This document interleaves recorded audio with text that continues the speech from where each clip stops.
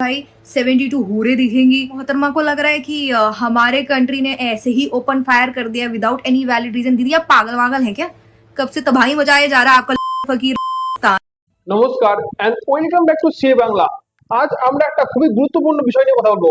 গত কয়েকদিন ধরে সোশ্যাল মিডিয়া থেকে শুরু করে নিউজ চ্যানেল সব জায়গায় একটা নামই ঘুরছে, শর্মিষ্ঠা পানোলি। এমনকি আন্তর্জাতিক মিডিয়াতেও এই বিষয়টা নিয়ে আলোচনা হচ্ছে।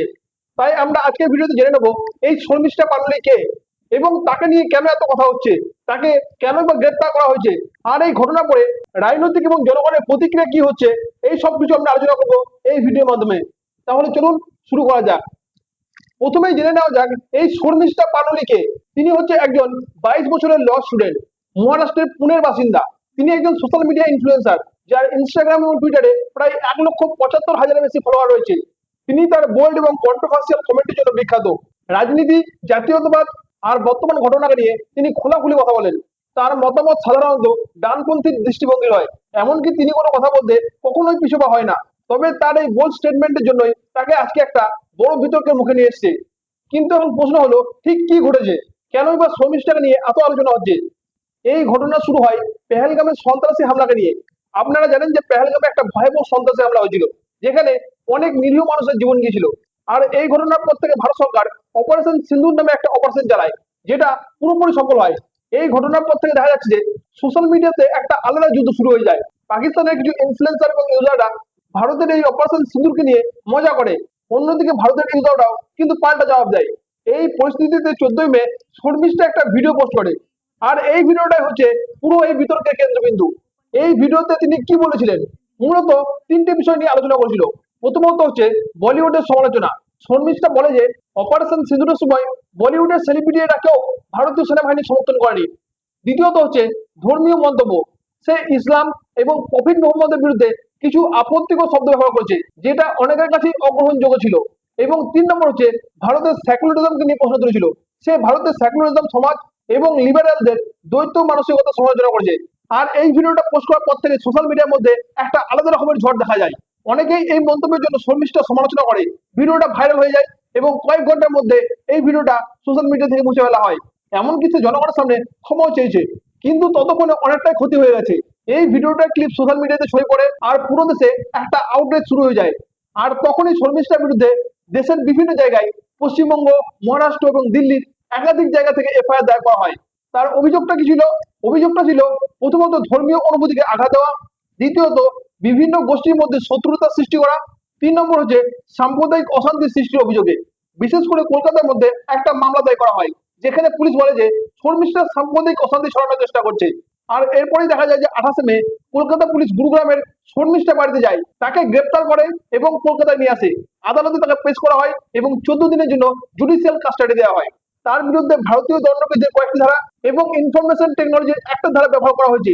মূলত হেড স্পিচ এবং সাইবার ক্রাইমের অভিযোগে তাকে গ্রেপ্তার করা হয়েছে। বর্তমানে সে জুডিশিয়াল কাস্টাডিতে রয়েছে এবং তার আইনজীবীরা জামিনের জন্য আবেদন করছে। যদি জামিন না মেলে তাহলে হয়তো মামলাটা হাইকোর্টে যেতে পারে। আর এই ঘটনার পর থেকে দেখা যাচ্ছে যে রাজনৈতিক মহলের মধ্যে একটা প্রতিক্রিয়া সৃষ্টি হয়েছে।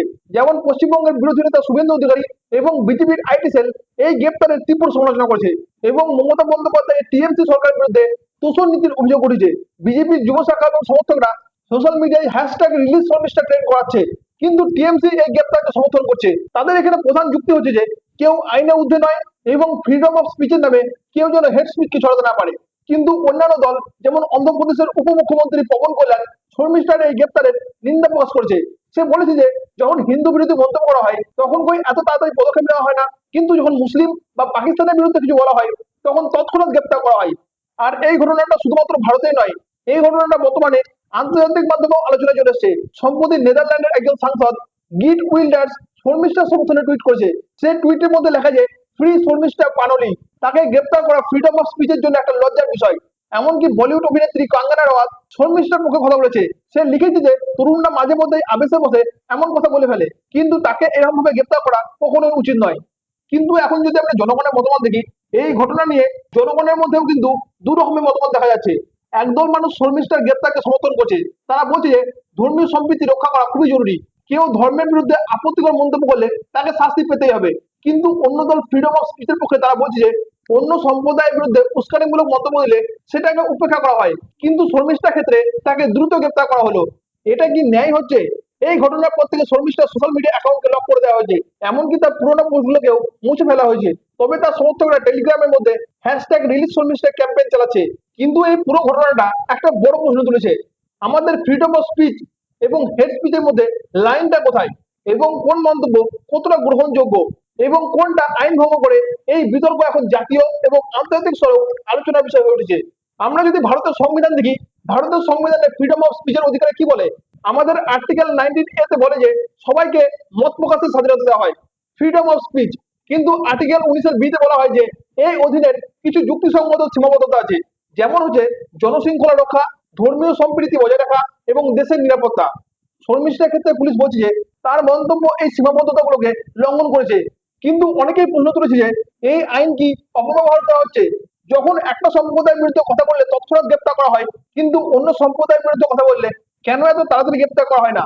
এমনকি আরেকটা প্রশ্ন করা হচ্ছে যে তরুণদের কি শুধুমাত্র একটা অনলাইন পোস্টের জন্য এইভাবে তাকে ক্রিমিনালাইজ করা উচিত?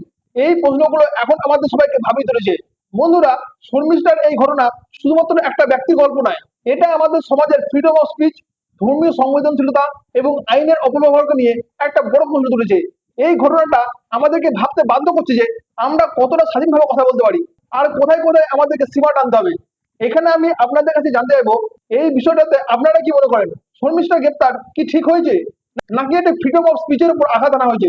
কমেন্টে অবশ্যই লিখে জানান।